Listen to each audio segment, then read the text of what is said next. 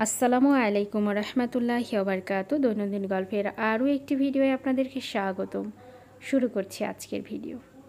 সাধারণত আমাদের প্রতিবেশী, আপনজন, আত্মীয় স্বজনের মধ্যে কেউ একজন মারা গেলে আমরা অনেক কান্নাকাটি করি, কষ্ট পাই। তো আল্লাহ আমাদেরকে কি বলছে? মৃত্যুটা আসলে কি? মৃত্যুটা হচ্ছে এমন একটা জিনিস যেটা সবার জীবনে আসবে। কথায় আছে যে জন্ম নিলে মৃত্যুর স্বাদ গ্রহণ করতেই হবে। তো দেখেন, মৃত্যু যে শুধু মানুষের আসে তা না, পশু পাখিরও মৃত্যু হয়। মৃত্যু যে শুধু পশু পাখিরই হয় তাও না, যে কোনো জিনিসেরই সৃষ্টি হইলে তার মৃত্যু আছে। যেমন দেখেন, ঘরের একটা আসবাবপত্রের কথাই বলি। ধরুন একটা ফার্নিচার, কাঠের একটা ফার্নিচার কিনে নিয়ে এসছেন। সেটা 1 দিন, 2 মাস, 2 বছর, 1 যুগ পার হওয়ার পরেও কিন্তু কোনো না কোনো একটা দিন সেটাতে ঘুণে ধরে, যেভাবেই হোক সেটা কিন্তু নষ্ট হয়ে যায়, ভেঙে যায়, পুরানো হয়ে গেলে সেটাকে আমরা ফেলে দিই। তার মানে ওটাও এক প্রকারের মৃত্যুই বলা চলে। তো আসলে এখান থেকে আমি যে বিষয়টা আপনাদের সাথে মেনলি বুঝতে বলবো সেটা হচ্ছে যে কোনো জিনিসই থাক, সেটা যেমন শেষ হয়ে যায়, ঠিক যে কোনো প্রাণ জন্ম নিলেই তার মৃত্যু হয়। তো আপনি ভাববেন না যে আজকে একজন মারা গেছে মানে শুধু সে চলে গেল, তার বিচ্ছেদ, তার না পাওয়া আপনাকে কষ্ট দিবে, কাঁদাবে। এটা কখনোই হতে পারে না, এটা কখনোই করবেন না। কেউ মারা গেলে সেখান থেকে আপনি শিক্ষা গ্রহণ করবেন।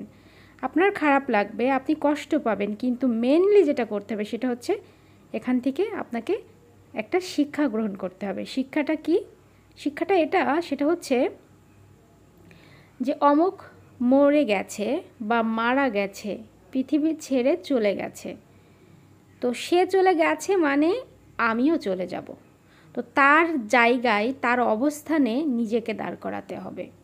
ধরুন আমরা যে একজন মারা গেল, তো আমরা সেখানে কান্নাকাটি অস্থির না হয়ে আমরা কি করব? তার স্থানে আমরা ঠান্ডা হব, চুপচাপ হব।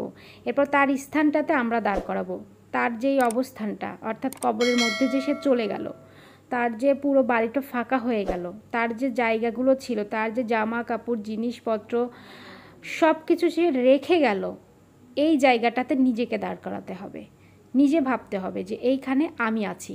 এবার আপনি তো সে চলে গেছে, তার অবস্থান, তার অনুপস্থিতি তো আপনি চোখে দেখছেন পৃথিবীর উপরে দাঁড়িয়ে, কিন্তু তার পৃথিবীর ভেতরে মানে কবরের ভেতরে তার কি হচ্ছে সেটা কিন্তু আপনি উপর থেকে দেখতে পাচ্ছেন না।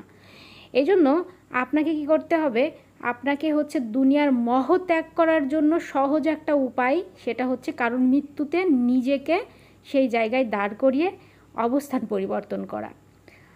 যখন আপনি দুনিয়ার মোহে থাকবেন তখন দুনিয়ার সব কিছু আপনাকে আকৃষ্ট করে তুলবে, আপনি অস্থির থাকবেন দুনিয়ার মোহে। কিন্তু যদি আপনি ওই মৃত ব্যক্তির কাছে, মানে মৃত ব্যক্তির স্থানটায় আপনি নিজেকে দাঁড় করান, তাহলে আপনি বুঝতে পারবেন যে দুনিয়ায় কোনো কিচ্ছু আপনার দরকার নেই। কারণ দুনিয়ার টাকা পয়সা, ধন দৌলত কোনো কিছুই ওই মৃত ব্যক্তিটা নিয়ে যায় নাই, শুধুমাত্র কাফনের কাপড় নিয়ে গেল।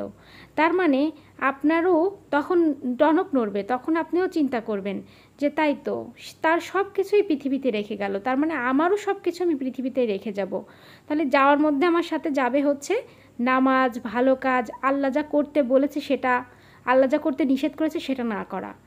তাহলে কি হবে? আপনি কবরে গিয়ে শান্তিতে থাকতে পারবেন। তো তার মানে কেউ মারা গেলে আমরা বুঝলাম যে সেখানে আমরা কষ্ট না পেয়ে সেইখানে আমরা নিজেকে দাঁড় করিয়ে সেখান থেকে একটা সঠিক শিক্ষা গ্রহণ করে নিজের জীবনটাকে পরিবর্তন করব। যেটা খারাপ করতাম সেটা খারাপ আর কাজ না করে ভালো কাজ করব। কারণ চিন্তা করব ও মারা গেছে মানে আমিও মারা যাব, অমুক চলে গেছে মানে আমারও চলে যেতে হবে, আজ অথবা কাল। পৃথিবীর কোনো রং তামাশায় নিজেকে আটকানো যাবে না। নিজেকে পৃথিবীর রং তামাশায় কোনোভাবে নিজেকে আটকে ফেলা যাবে না।